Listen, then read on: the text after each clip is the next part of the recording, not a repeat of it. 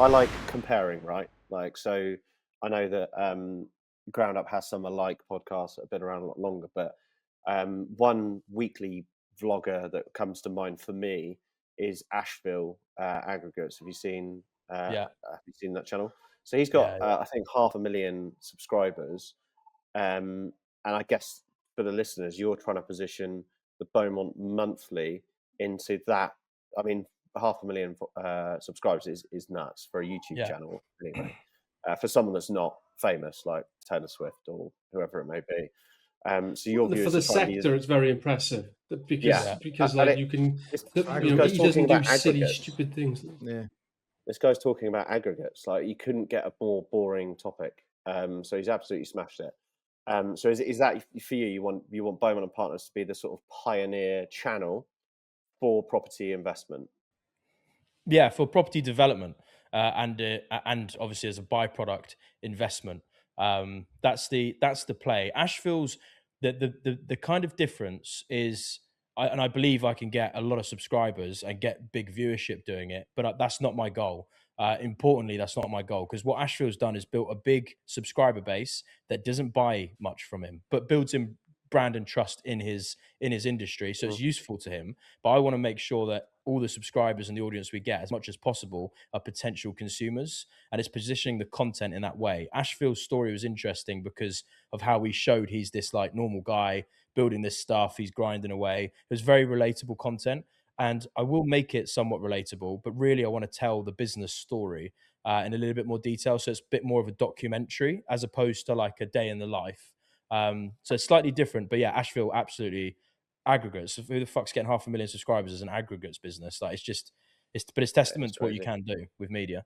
And we're releasing, by the way, as well, we're releasing the first documentary. Should be end of Feb, and that first documentary to kick off the series is the entire company journey from day one all the way to now. So we kind of condense years of vlogs into one consumable piece, and then off the back of that, have the story kind of follow on, and we'll see how it Are goes. you going to do a premiere? Do you know what's interesting with Uh, Asheville? I don't know if any of you have watched his stuff, but I've actually that he stopped his. yeah, I he went watched his bust, didn't last episode.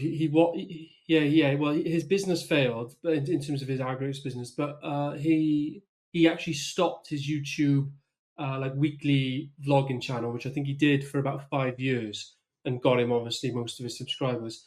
And when in the channel, it's actually interesting that he pointed out a lot of negatives that have come from his posting and his growing his channel. That actually, this is the paradox with, and you hear it all the time. Businesses, you can either kind of fly under the radar, not build a big channel, not draw exposure, build a company, and that business is successful and you exit, whatever.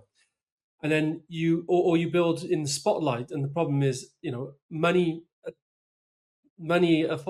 follows from the numbers attraction, but also he had a lot of negativity from it in terms of HMRC turning up the site, people reporting him, just lots of targeted hate. Which the bigger you are publicly, the more prone Comes. you are to being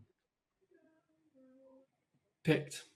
Yeah, and I'm What do you acutely think? aware of that, D. I'm very acutely aware of that. Obviously, I had a pretty unique experience in the band, and I'm aware of how legacy content can come back to bite you, to contradict you, to do these things. So it's very important with an online presence to be historically correct as much as humanly possible with your own narrative and with your own business. And I make sure that we're pretty impenetrable because I talk about how this project's delayed. That's pissed off some clients. And now I've got to deal with those pissed off clients, blah, blah, blah, blah. I've got to do this. This is standard business stuff. So if a client ever came out the woodworks and said, Beaumont and Partners is, useless, they delayed my project, they did this and that, I could say, yeah, do you know what? It did delay and we did fall short on that one. We apologize. We made up for it. We always make sure that financially we do everything we can to support clients so that as long as you're historically correct, you've never tried to screw anyone over, there's no nasties that can really come out and grab you other than people trying to make up fake stories. But I think if you have a good, strong enough, transparent brand, people doing that create noise, and you just chew that back, and then it just helps elevate you further. But it is a game. It is a fire. It's definitely a fiery game because some things are well out of your control, like market issues or something that does, like Asheville. To be fair, Asheville going under in the plant side of his business, he describes the story, and I'm not going to lie, it seems pretty stupid what he did. Like allowing these rogue people who he didn't know to take full ownership and equity in his company and then make the decisions, and then wondered why they end up screwing him over. It's like, well, why did you let him take the equity in the first place? And he was like, just wasn't aware at the time of what that would lead to. So I don't think we'd make those kind of mistakes.